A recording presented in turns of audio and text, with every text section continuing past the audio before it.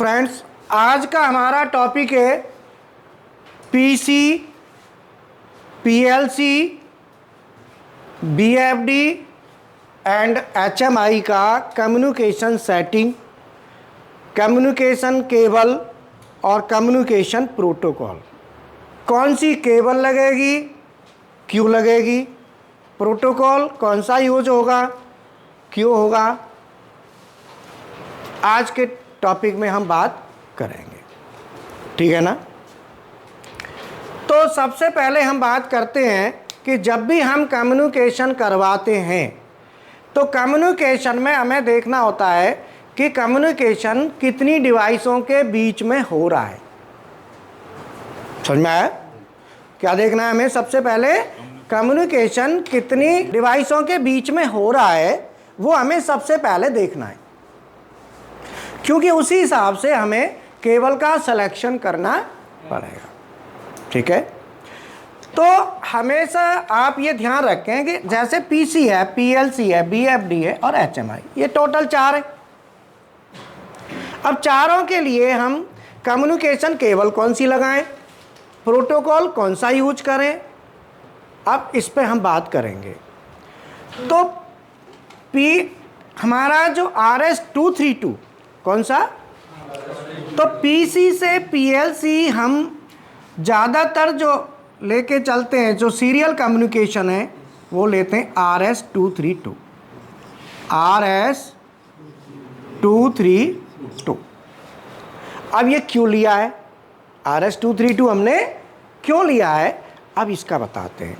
RS-232 जो communication cable हम use करते हैं, ये केबल जो यूज होती है बेसिकली 2 डिवाइसों के बीच में होती है। 2 से ज़्यादा में हम इसको यूज नहीं कर सकते। मतलब ये केबल इन दोनों के बीच में ही कम्युनिकेट कराएगी, डाटा ट्रांसफ़र करेगी। इससे ज़्यादा के बीच में डाटा ट्रांसफ़र, तो पहले ये बताओ ये क्लियर हुआ कि नहीं हुआ? बोलो।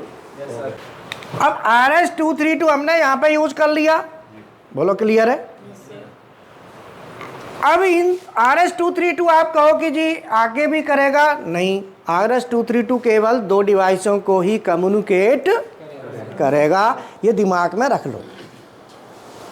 बोलो क्लियर है।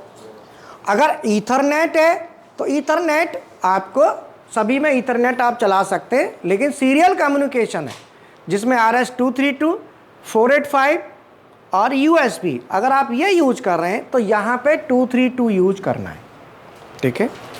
अब आता है HMI और PLC।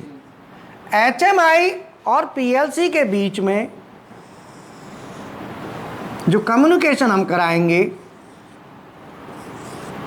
वो केवल हम यूज करेंगे कौन सी, RS-485।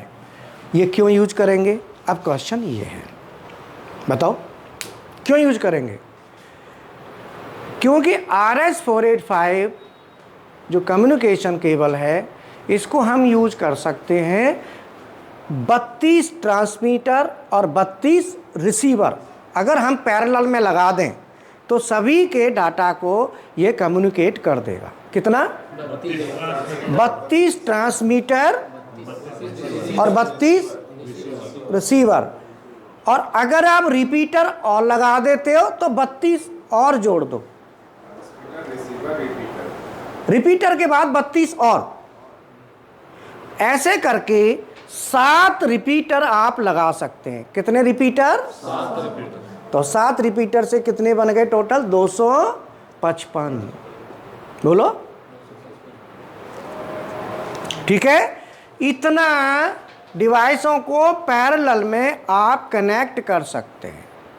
बात समझ में आई कि नहीं आई? समझ में आया?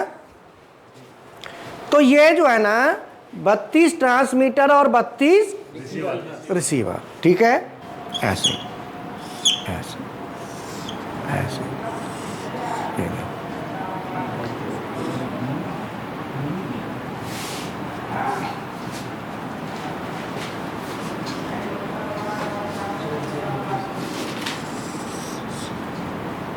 अब बोलो। अब ठीक है। हाँ, तो इसमें हमने क्या किया, पैरेलल में जोड़ दिया। कनेक्शन कैसे कर दिया हमने, पैरेलल में कर दिया। RS232 अगर मैं यहां यूज करता तो ये इतनी डिवाइसें कनेक्ट, ये केवल 2 को कर सकता है, लेकिन हमारे पास कितनी है, 1 2 3, 2 से ज्यादा है। तो इसीलिए हम यहाँ पे क्या लेक करेंगे, RS485 plus D plus D minus. ये प्लस है, प्लस रहेगा, ये जो प्लस है ना, यहाँ भी D प्लस D माइनस, और ये प्लस है तो D प्लस और D माइनस। मतलब 2 तार यूज करेंगे केवल, प्लस और माइनस, प्लस और माइनस। ठीक है, इनका संकेत सेम रहता है, संकेत जो D प्लस D माइनस लिखे सब में सेम रहता है? नहीं, कहीं A होता है, कहीं B होता है, ऐसे भी होता है। ठीक है, लेकिन प्लस माइनस ध्यान रखना है, चाहे वो A प्लस A माइनस हो, B प्लस B माइनस हो, D प्लस प्लस माइनस का ध्यान रखना है। ठीक है, अब इसमें RS485 हमने क्यों यूज किया, क्लियर हो गया। RS485 क्यों किया, क्योंकि हमारा जो डिवाइस है वो 2 से ज़्यादा है, 2 से ज़्यादा है। अगर मान लो एक BFD और लेनी है,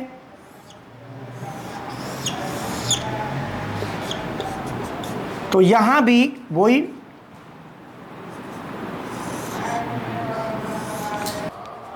ठीक है। तो इस तरीके से हम टोटल कितनी डिवाइसें जोड़ सकते हैं, एट ए 32 ट्रांसमीटर। अब ट्रांसमीटर रिसीवर क्या है कि ये ट्रांसमीटर भी है और रिसीवर भी है, ये ट्रांसमीटर भी है और हाँ, और इसमें हमारा जो कम्युनिकेशन है, कम्युनिकेशन का जो मेथड है, डाटा ट्रांसफ़र करने का जो मेथड है, वो कौन सा मेथड चलता है, master slab, master slab communication method.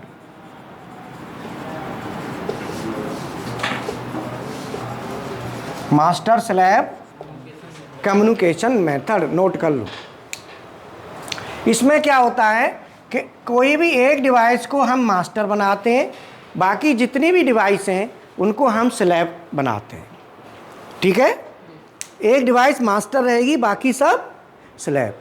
जब हमारी, अगर हम HMI यूज कर रहे हैं तो HMI को हम बनाएंगे मास्टर, बाकी सबको बनाएंगे स्लैब। ये ध्यान रखना है, नोट कर लो। HMI को क्या बनाएंगे, मास्टर, और बाकी को सबको स्लैब बनाएंगे। तो PLC कौन सा यूनिट हुआ, मास्टर हुआ या slab? PLC slab, HMI master है। PLC से सर भेज रहे हैं ना, तो मास्टर PLC हो गया। तुम बताओ सर, PLC से जब भेज रहे हैं तो PLC मेरा मास्टर नहीं। देखो ये बहुत जरूरी है, क्वेश्चंस बहुत जरूरी है, आप लोग ऐसे ना रटे नहीं। बताओ PLC मास्टर है कि स्लैब है? PLC से मैं डाटा BFD में भेज रहा हूँ। PLC से डाटा BFD में भेजेंगे तो मेरा मास्टर PLC नहीं, PLC स्लैब ही रहेगा। मास्टर हमने अगर HMI बना दिया तो PLC मास्टर नहीं है, ये सब स्लैब है। बोलो क्लियर है? एक स्लैब, अब ये कहेंगे ये भी स्लैब यूनिट है, ये भी और ये भी। मान लो इसका station number 1, station number 2, station number 3, तो स्टेशन नंबर 1 से स्टेशन नंबर 3 में डाटा ट्रांसफ़र हमारा होगा। दोनों स्लैब हैं, मास्टर कोई भी नहीं है। और जब डाटा ट्रांसफ़र होता है तो ध्यान रखना, वो डाटा पहले मास्टर को जाएगा, मास्टर के बाद फिर दूसरे, मतलब मुझे PLC से BFD में भेजना है, तो PLC से BFD में भेजना है तो PLC से पहले HMI को जाएगा, क्योंकि मास्टर कौन है, और HMI से फिर BFD में जाएगा।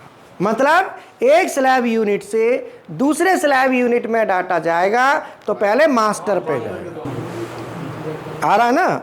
अगर नहीं आए तो आप पूछ लेना, लेकिन ये नहीं है कि समझ में भी नहीं आया और पूछा भी नहीं, वो अच्छा नहीं रहेगा।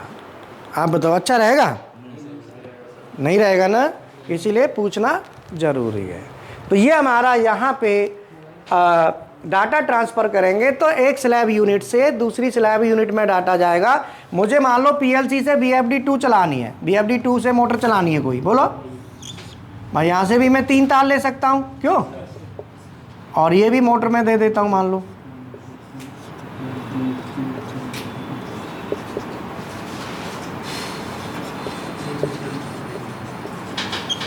अब मैंने मोटर ये भी चलानी है, तो मैं डाटा यहाँ से वहाँ भेजूंगा तो वो भी डाटा ऐसे ही ट्रांसफ़र होगा, उसमें भी सेम क्या है, डाटा भेजूंगा तो इसका रजिस्टर और उसका मुझे पता होना चाहिए। मैं क्या करना पड़ेगा, इनके स्टेशन अलग अलग करने। तो मेरा पीएलसी का स्टेशन नंबर मान लो 1, स्टेशन नंबर 2 और स्टेशन नंबर 3, और HMI का 0। सबसे पहले क्या था, डाटा लेंथ। डाटा लेंथ कितनी, 7 या 8। Number 2 baud rate. Baud rate कितना, 96। और तीसरा पैरिटी बिट, और चौथा स्टॉप बिट। चौथा क्या था, तो यहाँ